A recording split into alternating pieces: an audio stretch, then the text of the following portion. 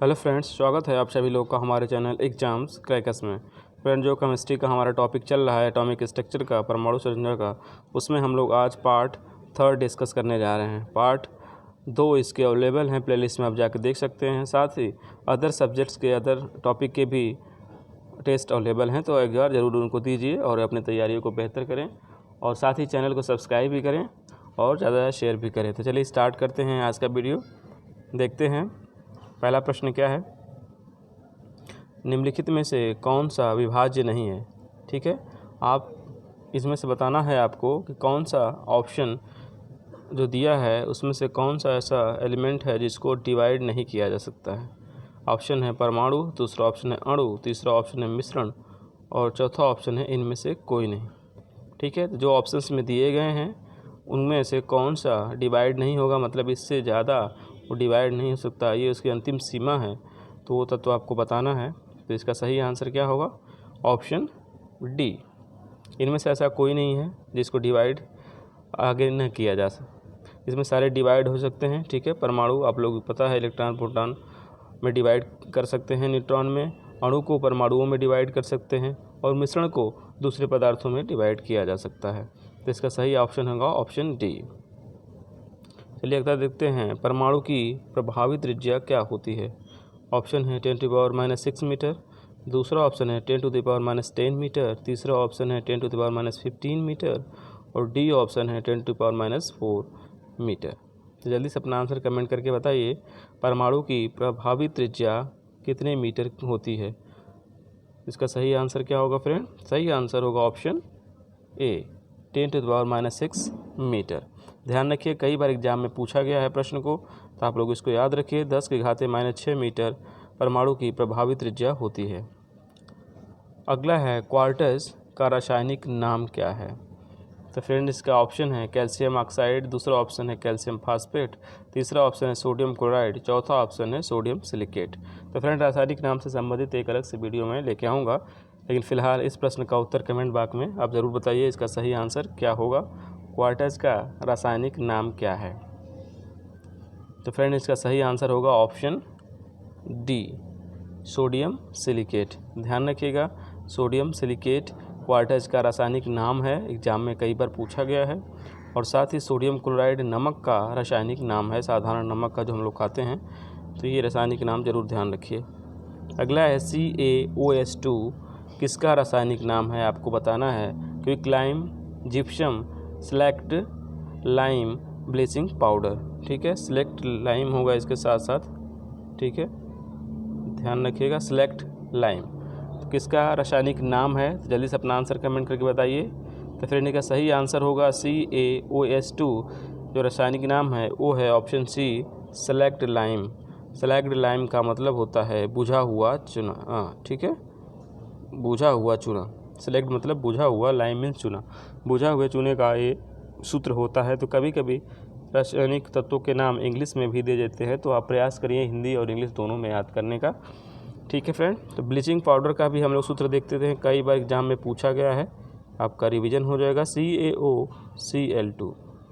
ठीक है, bleaching powder को कई बार परीक्षा में पूछा गया है, तो इसको याद रखिए आप लोग, CaOCl2 ब्लीचिंग पाउडर का रासायनिक सूत्र।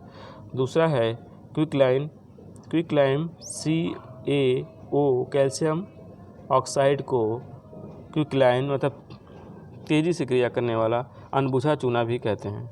ठीक है, और जिप्सम, जिप्सम का भी फ्रेंड एग्जाम में कई बार इसको पूछा गया, इसका रासायनिक सूत्र, तो इसको भी आप याद रखेंगे, CaSO4 × 2S2O।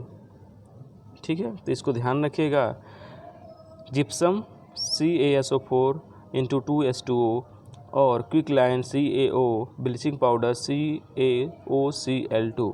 इन जो चारों ऑप्शन है ये मोस्ट इम्पॉर्टेंट है, अक्सर एग्जाम में घुमा फिरा कर इनको पूछा जाता है, तो चारों का नाम आपको एकदम जुबान पे होनी चाहिए। चलिए अगला देखते हैं, इलेक्ट्रॉन क्या है। ऑप्शन है आपके पास हाइड्रोजन आयन, एक बीटा कण, एक अल्फा कण, एक पॉजिट्रॉन। तो जल्दी से अपना आंसर कमेंट करके बताइए, इलेक्ट्रॉन इनमें से किसके इक्विवेलेंट हो सकता है। जल्दी से कमेंट करके अपना आंसर बताइए, इसका सही आंसर क्या होगा। और सब्सक्रिप्शन और बेल आइकन की बटन दबाना ना भूलें। तो जल्दी से अपना आंसर बताइए, इलेक्ट्रॉन क्या है। तो फ्रेंड इसका सही आंसर होगा ऑप्शन बी। एक बीटा कण जो माइनस बीटा कण होता है, ठीक है, वो इलेक्ट्रॉन के इक्विवेलेंट होता है। ठीक है, ध्यान रखिएगा, यहाँ पे ये ऑप्शन सबसे ज़्यादा सूटेबल है। ठीक है, और जो प्लस बीटा कण होते हैं वो पॉजिट्रॉन के बराबर होते हैं, तो माइनस बीटा कण यहाँ पे इलेक्ट्रॉन के इक्विवेलेंट है, तो इसको ध्यान रखिएगा। अगला पॉइंट है, अल्फ़ा और बीटा पार्टिकल की खोज किसने की। ठीक है, अल्फ़ा का ये होता है सिंबल और बीटा का सिंबल ये होता है। आपको बताना है इसकी खोज किस वैज्ञानिक ने की। ऑप्शन है मैरी क्यूरी, दूसरा ऑप्शन है रदरफोर्ड, तीसरा ऑप्शन है थॉमसन, चौथा ऑप्शन है बेक्वेरेल। जल्दी से अपना आंसर कमेंट करके बताइए, अल्फ़ा और बीटा पार्टिकल्स की खोज किसने की। तो फ्रेंड इसका सही आंसर होगा ऑप्शन बी, रदरफोर्ड। रदरफोर्ड ने अल्फ़ा और बीटा पार्टिकल्स की खोज की थी। अब आपको पता है थॉमसन ने इलेक्ट्रॉन की खोज की थी। मैरी क्यूरी को रेडियोएक्टिवता के बारे में खोज करने के लिए जाना जाता है। चलिए अगला देखते हैं, कौन सा हैलोजन कांच पर प्रहार करता है। ठीक है, सारे हैलोजन के नाम 4 दिए गए हैं, जो भी हैलोजन इसमें दिए गए हैं वो ऑप्शन में आपके पास सारे हैलोजन ही हैं, और हमें बताना है कौन सा हैलोजन है जिस पे हम लोग कांच पे लिख सकते हैं उस हैलोजन से। ठीक है, एक तरह से आप कह सकते हैं, अगर कुछ हमको कट करना हो नॉर्मली तो कौन सा हैलोजन हम लोग यूज कर सकते हैं। तो आपके पास ऑप्शन है फ्लोरीन, बी ऑप्शन है क्लोरीन, डी ऑप्शन है आयोडीन और सी ऑप्शन है ब्रोमीन। जल्दी से अपना आंसर कमेंट करके बताइए, इसका सही आंसर क्या होगा। कौन सा ऐसा हैलोजन है जिस पे प्रहार कौन सा इन ऑप्शंस में से हैलोजन है जिसको कांच पर लिखने के लिए या उस पर प्रहार करने के लिए यूज किया जा सकता है। तो फ्रेंड इसका सही आंसर होगा ऑप्शन बी, फ्लोरीन।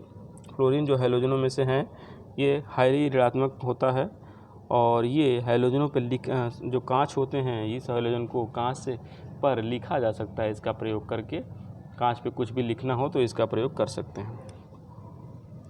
फ्लोरीन ध्यान रखिएगा। अगला है, किसी तत्व के परमाणु जिनकी परमाणु संख्या समान हो परंतु परमाणु भार भिन्न भिन्न हो वे कहलाते हैं। परमाणु संख्या समान हो फ्रेंड, कई बार एग्जाम में कईयों बार पूछा गया है।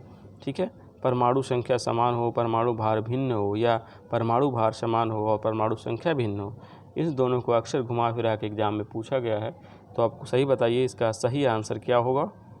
तो इसका सही आंसर होगा ऑप्शन सी, समभारी। समभारी वो होते हैं जिनमें परमाणु संख्या या परमाणु क्रमांक भी इसको कहते हैं, वो किसी परमाणु में सेम होता है। ठीक है, और परमाणु भार अगर सेम होता है वो समभारी कहलाता है। ठीक है, चलिए अगला देखते हैं, निम्नलिखित में से अवयव के समस्थानिक की विशेषता क्या है। ठीक है, समस्थानिक हमको पता हो गया, परमाणु क्रमांक सेम होंगे उसी तत्व के परमाणु के, तो इसमें विशेषता क्या होती है, इसके से क्या खासियत है। परमाणु में भिन्न संख्या के इलेक्ट्रॉन होते हैं, नाभिक में भिन्न संख्या के न्यूट्रॉन होते हैं, परमाणु में भिन्न संख्या के प्रोटॉन होते हैं, इनमें से कोई नहीं।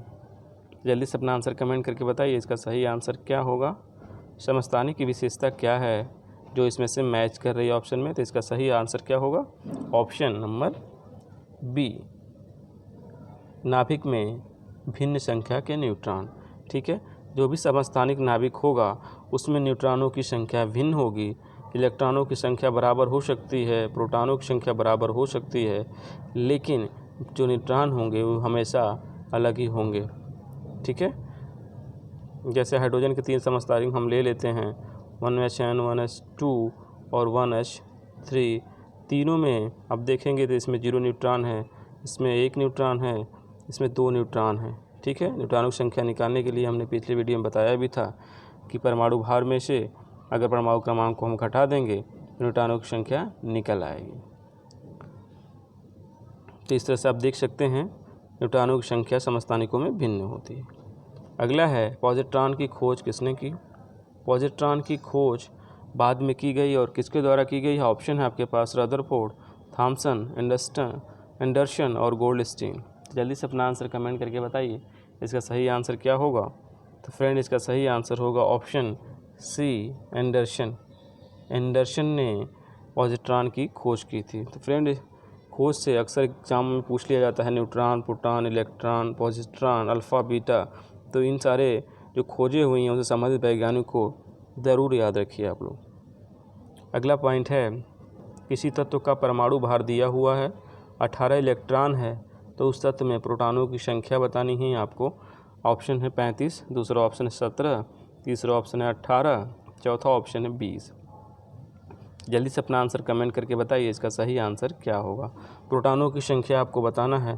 फ्रेंड, हमको कुछ नहीं करना है, हम लोग को पता है इलेक्ट्रॉनों की संख्या ही प्रोटॉनों की संख्या के बराबर होती है।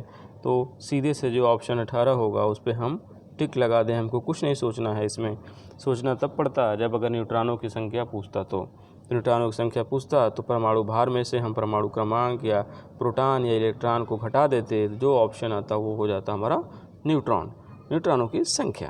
तो ध्यान रखिए, प्रोटॉनों इलेक्ट्रॉनों की संख्या और परमाणु क्रमांक तीनों एक समान होते हैं, न्यूट्रॉन अलग होते हैं। तो इस पॉइंट्स को आप ज़रूर ध्यान रखेंगे, एग्जाम में ऐसे प्रश्न करने की बहुत ही आसानी होगी आपको। अगला है, इस अणु में बंध कोण अधिकतम होता है। कभी कभी इस तरह से प्रश्न भी पूछ लिए जाते हैं कि जो बॉन्ड एंगल होते हैं, जो बंध बनता है अणुओं के बीच, उसमें जो एंगल होता है, एंगल भी कभी कभी पूछ लेता है, कोण भी कभी कभी पूछ लेता है। आपके पास ऑप्शन दिया है CH4 H2O BF4 CO2। ठीक है, पहला मीथेन है, दूसरा जल है, पानी है, और चौथा कार्बन डाइऑक्साइड है। इनमें से बताना है किसका जो कोण है वो इन सब में ज़्यादा है। तो फ्रेंड, इसका सही आंसर होगा ऑप्शन डी। यहाँ पे कार्बन डाइऑक्साइड का जो कोण है वो अधिकतम है, बाकी BF4 का 90 डिग्री के आसपास है, H2O का जो कोण है वो है लगभग 105 का, और CH4 का कोण 110 के आसपास है। और इसमें सबसे ज़्यादा जो बंध कोण है वो CO2 का है, इन सबसे ज़्यादा है। अगला देखते हैं, एक तत्व के परमाणु दूसरे सभी तत्वों के परमाणुओं से निम्नलिखित में भिन्न होते हैं। ठीक है, एक तत्व के परमाणु और दूसरा तत्व की बात कर रहा है, सेम तत्व की बात नहीं कर रहा है। दूसरे तत्व के परमाणु से किस प्रकार भिन्न होते हैं? परमाणु की संख्या और इलेक्ट्रॉनिक विन्यास, परमाणु की संख्या और संयोजक इलेक्ट्रॉनों की संख्या, न्यूट्रॉनों की संख्या और इलेक्ट्रॉनिक विन्यास, न्यूट्रॉनों की संख्या और संयोजक इलेक्ट्रॉनों की संख्या। इनमें से कौन सा पॉइंट होगा जो अलग करेगा एक तत्व से दूसरे तत्व के जो एटम हैं उनको अलग करने की कोशिश करेगा? तो फ्रेंड, इसका सही आंसर होगा ऑप्शन ए। हम लोग को पता है कि परमाणु संख्या के आधार पर ही आवर्त सारणी को बनाया गया है, और हर तत्व के आप लोग को पता है कि परमाणु संख्या अलग अलग होती है, ये अलग हो गई, और हर तत्व का जो होता है इलेक्ट्रॉनिक विन्यास वो अलग अलग होता है परमाणु का। ठीक है, तो ये सब पॉइंट आप ध्यान रखें। छोटी छोटी चीज़ें हम लोग कन्फ्यूज कर देती हैं। तो परमाणु संख्या अलग होती है हर तत्व में, परमाणु में समान हो सकती है, एक ही तत्व में समान हो सकती है, लेकिन दूसरे तत्व में बिल्कुल ही असमान होगी। तो इसको ध्यान रखिएगा। दूसरे तत्व की बात कर रहा है तो परमाणु संख्या दूसरे तत्व में अपने आप अलग हो जाएगी। ठीक है, पूरी आवर्त सारणी हमारी परमाणु संख्या परमाणु क्रमांक पे ही बेस्ड है, तो इसको ध्यान रखिएगा। अगला है, न्यूट्रॉन वे कण हैं जिनमें होता है। न्यूट्रॉन में क्या होता है? ऋण आवेश होता है, धन आवेश होता है, कोई आवेश नहीं होता है, और इनमें से कोई नहीं। तो जल्दी से अपना आंसर बताइए, न्यूट्रॉन किस तरह के कण हैं? वो आवेशित हैं कि नहीं आवेशित हैं? जल्दी से अपना आंसर कमेंट करके बताइए कौन सा ऑप्शन सही होगा। तो फ्रेंड, इसका सही ऑप्शन होगा ऑप्शन सी, कोई आवेश नहीं होता है। ठीक है, न्यूट्रॉन उदासीन कण होते हैं, इनका न ये पॉजिटिव होते हैं न नेगेटिव होते हैं। आप लोग को पता है जो प्रोटॉन होता है वो धनावेशित होता है, इलेक्ट्रॉन ऋण आवेशित होता है। तो फ्रेंड, न्यूट्रॉन जो होते हैं ये उदासीन कण हैं, इसको ध्यान रखिएगा आप लोग। और वीडियो पसंद आ रहा है तो चैनल को सब्सक्राइब जरूर करें और बेल आइकन भी जरूर आए, ताकि आपको नोटिफिकेशन जल्दी से जल्दी मिलता रहे। अगला है, किसके निर्धारण में किसी तत्व की परमाणु संख्या सहायता नहीं करती है? ठीक है, परमाणु संख्या की बात हम लोग कर रहे थे कि तत्वों के निर्धारण में प्रमुख भूमिका निभाता है, लेकिन कुछ ऐसे गुणधर्म होते हैं जिसमें ये सहायता नहीं करता है, वो आपको बताना है ऑप्शन से चुन के। नाभिक में विद्यमान प्रोटॉनों की संख्या, दूसरा नाभिक में विद्यमान न्यूट्रॉनों की संख्या, सी नाभिक के आसपास विद्यमान इलेक्ट्रॉनों की संख्या और डी तत्व की कर्षण शक्ति। ठीक है, तो ये खतरनाक टाइप की हिंदी है, तो आप लोग इस पर थोड़ी फोकस करिएगा। नाभिक में विद्यमान प्रोटॉनों की संख्या और न्यूट्रॉनों की और साथ ही इलेक्ट्रॉनों की संख्या निकालने में या उसको बताने में परमाणु संख्या सहयोग करती है कि नहीं है, आपको जल्दी से बताना है। फ्रेंड, इसका सही आंसर होगा, जो परमाणु संख्या इसमें से हम ज्ञात नहीं कर सकते हैं, वो है ऑप्शन डी, तत्व की कर्षण शक्ति। तत्व की जो वैलेंसी होती है, ठीक है, जो संयुक्ता होती है, वो हम परमाणु संख्या के थ्रू नहीं ज्ञात कर सकते हैं। ठीक है, तो वैलेंसी जो होती है उसको ज्ञात करने के लिए हमें परमाणु संख्या की ज़रूरत नहीं पड़ती है, तो इसको ध्यान रखिएगा। ये ऑप्शंस बाकी से डिफरेंट हो जाएगा, बाकी 3 ऑप्शंस सही हैं। अगला है प्रश्न, परमाणु विस्फोट में काफ़ी अधिक ऊर्जा निकलती है, इसके क्या परिणाम हैं? ऑप्शन न्यूट्रॉन का प्रोटॉन में रूपांतरण होता है, दूसरा ऑप्शन है रासायनिक ऊर्जा का नाभिकीय ऊर्जा में रूपांतरण होता है, और सी ऑप्शन है रासायनिक ऊर्जा का ऊष्मा ऊर्जा में रूपांतरण होता है, और डी है द्रव्यमान का ऊर्जा में रूपांतरण होता है। तो जल्दी से अपना आंसर कमेंट करके बताइए, इसका सही आंसर क्या होगा? परमाणु विस्फोट में कौन सी प्रक्रिया सबसे अधिक उपयुक्त है, वो आपको बताना है। इसका परिणाम क्या होगा? तो इसका सही आंसर होगा ऑप्शन डी, द्रव्यमान का ऊर्जा में रूपांतरण। ठीक है फ्रेंड, जो मास होता है वो टूट के ऊर्जा के रूप में मुक्त होता है, तो इसको ध्यान रखिए। परमाणु विस्फोट में जो परिणाम इसका निकल के सामने आता है वो द्रव्यमान का ऊर्जा में रूपांतरण होता है, जिसको हम E = mc², जो मास और ऊर्जा का संबंध समीकरण है, जिसने जो आइंस्टीन ने दिया था, उसके थ्रू हम इसको निकाल सकते हैं। तो परमाणु विस्फोट में द्रव्यमान का ऊर्जा में रूपांतरण होता है, इसको ध्यान रखिएगा।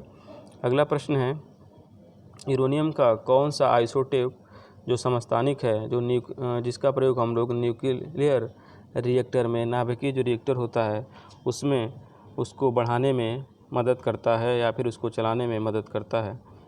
तो फ्रेंड, इसका ऑप्शन आपके पास दिया हुआ है, 3 दिए हुए हैं यूरेनियम के आइसोटोप। पहला यूरेनियम 238, दूसरा 239 और तीसरा 235। तो इसके अलग अलग आइसोटोप दिए हुए हैं, समस्थानिक दिए हुए हैं, और यूरेनियम का जो परमाणु क्रमांक होता है वो 92 होता है। इसके परमाणु भार अलग अलग दिए होते हैं, बहुत सारे इसके आइसोटोप होते हैं, तो इनमें से एक जो हाईली एक्टिव होता है न्यूक्लियर रिएक्टर के लिए, तो उसका कौन सा ऑप्शन होगा? तो इसमें सही ऑप्शन होगा ऑप्शन सी, यूरेनियम 235। यूरेनियम 235 का प्रयोग सबसे ज़्यादा न्यूक्लियर रिएक्टर में होता है, नाभिकीय विखंडन के रूप में इसको प्रयोग किया जाता है। इसको ध्यान रखिए, यूरेनियम 235 का नाभिकीय ऊर्जा में प्रयोग में लाने में सबसे ज़्यादा इसका यूज होता है, तो इस पॉइंट को ध्यान रखिए। कई बार एक परीक्षा में पूछा गया है, यूरेनियम 235 जो समस्थानिक है यूरेनियम का, ये रिएक्टर में, न्यूक्लियर रिएक्टर में यूज होता है। अगला है, हीरा में 4 कार्बन एक दूसरे से अनुबद्ध होते हैं। ठीक है, आपको संरचना बताना है कि हीरा में जो कार्बन परमाणु होते हैं वो कार्बन एटम जो होते हैं एक दूसरे से किस तरह से जुड़े हुए होते हैं, कौन सा संरचना बनाते हैं, टेट्राहेड्रल या रेखी या संरूपण या प्लानर? जल्दी से अपना आंसर कमेंट करके बताइए। कार्बन हीरा में किस तरह की संरचना बनाता है? तो इसका सही आंसर होगा ऑप्शन ए, टेट्राहेड्रल। जो कार्बन 4 कार्बन परमाणु मिलते हैं तो उसमें टेट्राहेड्रल टाइप संरचना बनाते हैं, एक त्रिभुज की तरह, ठीक है, एक चतुर्भुज की तरह, इस तरह की संरचना वहाँ पे दिखाई देती है। तो इसको ध्यान रखिए। हीरा में कई बार इसको पूछा गया प्रश्न इसको एग्जाम में कि हीरा में जो कार्बन परमाणु होते हैं वो किस तरह का जो बंध होता है उनका किस तरह का संरचना बनाता है, तो ये टेट्राहेड्रल होगा। अगला प्रश्न है, इलेक्ट्रॉन के आवेश का निर्धारण किसने किया था? इलेक्ट्रॉन पे जो माइनस आवेश आता है इसका निर्धारण किसने किया था? ये ऋण आवेशित है, ऐसा पहली बार किसने बताया था? आपके पास ऑप्शन है थॉमसन, दूसरा ऑप्शन है रदरफोर्ड, तीसरा ऑप्शन है न्यूटन, चौथा ऑप्शन है मिलिकॉन। जल्दी से अपना आंसर कमेंट करके बताइए, इसका सही आंसर क्या होगा? इलेक्ट्रॉन के आवेश का निर्धारण किसने किया? फ्रेंड, इसका सही आंसर होगा ऑप्शन डी, मिलिकॉन। मिलिकॉन ने ही सबसे पहले बताया था कि इलेक्ट्रॉन ऋण आवेशित होते हैं। चलिए अगला देखते हैं, किसमें आयनिक बंध बनता है? आपको बताना है, आपके पास ऑप्शन है NH3, KCl, Cl3H2O। इस किस तत्व में आयनिक बंध बनता है? तो इसका सही आंसर होगा फ्रेंड ऑप्शन बी। आयनिक बंध के लिए जितने भी 3 बंध थे मुख्य रूप से, जो आयनिक जिसको वैद्युत बंध भी कहते हैं, और दूसरा था संयोजक बंध, और तीसरा सहसंयोजक बंध। इसको मैंने डिटेल में फर्स्ट वाले पार्ट में इसके डिस्कस किया है। तो जो KCl होता है, आप देख सकते हैं KCl में एक पॉजिटिव चार्ज और क्लोरीन में एक नेगेटिव आवेश आ जाता है बॉन्ड जब बनाते हैं तो, ठीक है। मतलब एक इलेक्ट्रॉन इसके पास इसके बाहरी कोश में एक्स्ट्रा होता है ऑक्टेट पूरा करने के बाद भी, अष्टक पूरा करने के बाद भी, तो ये किसको क्लोरीन को दे देता है। आपको पता है हैलोजनों में हमेशा एक इलेक्ट्रॉन की कमी होती है, तो ये जो पोटेशियम वाला ग्रुप है इसमें एक इलेक्ट्रॉन की हमेशा अधिकता होती है, तो एक ये इलेक्ट्रॉन इसको दे देता है क्लोरीन को, और क्लोरीन अपना ऑक्टेट पूरा कर लेता है, और जो पोटेशियम है इसका भी ऑक्टेट अष्टक पूरा हो जाता है इस तरह से, ठीक है। तो ये एक इलेक्ट्रॉन देने की जिसमें बात हो, पूर्णतः एक इलेक्ट्रॉन दे देगा और दूसरा ले लेगा, वो आयनिक बंध होता है। इसे वैद्युत संयोजक बंध भी कहते हैं। और दूसरे प्रकार का जो बंध होता है वो संयोजक बंध होता है, ठीक है, कोवैलेंट बॉन्ड भी जिसको कहते हैं। इसमें आपस में साझेदारी होती है इलेक्ट्रॉनों की। एक अगर कॉमन इलेक्ट्रॉन को दोनों जो परमाणु होते हैं वो आपस में शेयर करते हैं। और जो तीसरा सहसंयोजक बंध होता है उसमें एक पेयर को एक परमाणु दूसरे परमाणु को दे देता है, ठीक है। तो सहसंयोजक में ग्राही और दाता होते हैं, एक पेयर इलेक्ट्रॉन दूसरे वाले को दे देते हैं। तो इस तरह से आयनिक बंध थे। और आज का वीडियो कैसा लगा कमेंट करके ज़रूर आप बताएं। और इसके PDF के लिए फ्रेंड हमारे टेलीग्राम चैनल को ज़रूर ज्वाइन करें, और वीडियो को सब्सक्राइब करना ना भूलें, साथ ही शेयर भी करें। थैंक यू फ्रेंड्स, मिलते हैं।